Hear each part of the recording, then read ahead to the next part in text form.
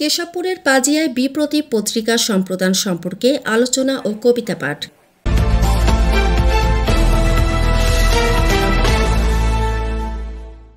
কেশবপুরের পাজিয়া ইউনিয়নে জীবন মানে যুদ্ধ, বেঁচে থাকা মানে প্রতিবাদ, এই প্রতিপাদ্যকে সামনে রেখে পাজিয়া বিপ্রতীপের আয়োজনে বিপ্রতীপ পত্রিকা সম্প্রদান সম্পর্কে আলোচনা ও কবিতা পাঠের আসর অনুষ্ঠিত হয়েছে। শনিবার 5 এপ্রিল 2025 পড়ন্ত বিকেলে পাজিয়া বিপ্রতীপ কার্যালয়ে পাজিয়া বিপ্রতীপ সংগঠনের সভাপতি নয়ন বিশ্বাসের সভাপতিত্বে এবং সংগঠনের আজীবন সদস্য ও পাজিয়া আবহমানের পরিচালক রিয়াজ লিটনের সঞ্চালনায় উৎসবমুখর পরিবেশে প্রধান অতিথি হিসেবে বক্তব্য রাখেন সাগরদাড়ি মধুসূদন একাডেমির পরিচালক কবি খন্দকার খসরু পারভেজ। শুভেচ্ছা বক্তব্য রাখেন প্রতিষ্ঠানের সভাপতি নয়ন বিশ্বাস। বিশেষ অতিথি হিসেবে বক্তব্য রাখেন কেশবপুর প্রেস ক্লাবের সাধারণ সম্পাদক ও যশোর পল্লী বিদ্যুৎ সমিতি 2-এর কেশবপুর এলাকার পরিচালক আবদুল্লাহ আল ফুয়াদ, সিনিয়র সাংবাদিক কবি ইব্রাহিম রেজা, জাতীয় গণতান্ত্রিক ফ্রন্ট যশোর জেলা কমিটির সভাপতি আশুতোষ বিশ্বাস, পাজিয়া সম্মিলিত সাহিত্য ও সাংস্কৃতিক সংসদের সভাপতি নজরুল ইসলাম খান, কবি মকবুল মাহফুজ, পাজিয়া ডিগ্রি কলেজের সদ্য অবসরপ্রাপ্ত অধ্যক্ষ ও প্রাবন্ধিক রুহুল আমিন, জামিরা কলেজের ভূগোল বিষয়ের সহযোগী অধ্যাপক লেখক কবি ও প্রাবন্ধিক তাপস মজুমদার, দৌলতপুর বিএল কলেজের সহযোগী অধ্যাপক ইমরান হোসেন, পাজিয়া পুরবী খেলাঘরের সভাপতি ও পাজিয়া সমাজ কল্যাণ সংস্থার পরিচালক বাবর আলী গোলদার, বিপ্রতীপের আজীবন সদস্য ও সমাজকর্মী মাসুদা বেগম বিউটি, পাজিয়া মাধ্যমিক বিদ্যালয়ের ভারপ্রাপ্ত প্রধান শিক্ষক ও সঙ্গীত শিল্পী উজ্জ্বল ব্যানার্জি, কবি প্রসেনজিৎ তনু, কবি সৌহার্য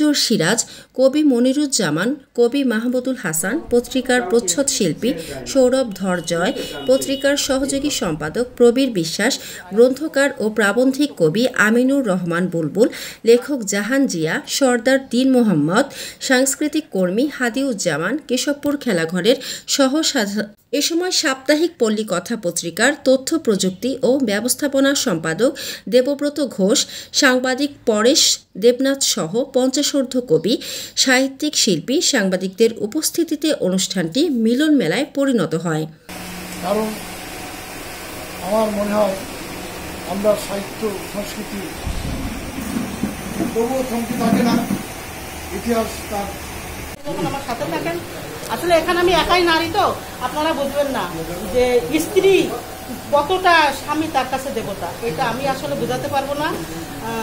একাই আমি নারী বলে আমি এই কথাটা বললাম যে সবাই আপনারা পুরুষ। আসলে এই কথাটা বোঝানো মুখের সব মনে হয় যে আমি এখন একটা বিপদে পড়ি, আমি বুঝবো না আমি আজকে তার ভিতরে খুশি আমি বাবু আলী গোলদারকে পেয়ে, কারণ আমি প্রতিটা অনুষ্ঠানে আগে তাকে ছাড়া যাইনি। উনি এত ব্যস্ত, আজকে আসার কারণে আসলে আমি সত্যি কৃত। এখন পাওয়া যায় না, উনি ব্যস্ত থাকেন এবং উনি একজন ভালো হোমিও চিকিৎসকও ইতিমধ্যে আসার পথ দেখাবে এই প্রত্যাশা করি। এই কাজটি আমরা যারা করি, এই কাজটি যারা করেন তারাই কেবল বলতে পারেন আজকে প্রয়োজন যে লেখা অন্ধত্ব দূরে তাকে অন্য কাজও করতে হয়। আরেকজন কাস্টমার আসে, আরেকজন গ্রাহক আসে, একটা পত্রিকা করতে যে কত দ্রুহ ব্যাপার, এইভাবে হতে হতে যখন শেষ পর্যায়ে চলে আসে তখন তো আমরা সবাই আমরা ধারণা করি অমুক বিজ্ঞাপন থেকে কাজটি শুরু করার সময় ধারণা করি অমুক বিজ্ঞাপন থেকে 2000 টাকা, কিন্তু আমি এটা গুরুত্ব কম করে ধরিনি, কারণ পাজিয়ার ক্ষেত্রে এটা স্বাভাবিক।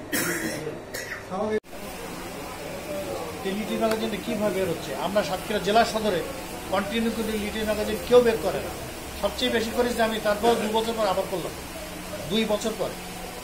তার পরিস্থিতিটা কি? নয়নবাবু এই লিটি বিপ্রতীপ কীভাবে করছে, ঠিক আমার যে সন্দেহ সেটা ঘটলই। হাদিউজ্জামান জয় বলেছে যে ঋণ এই প্রতি এবার টাকা কাটবে।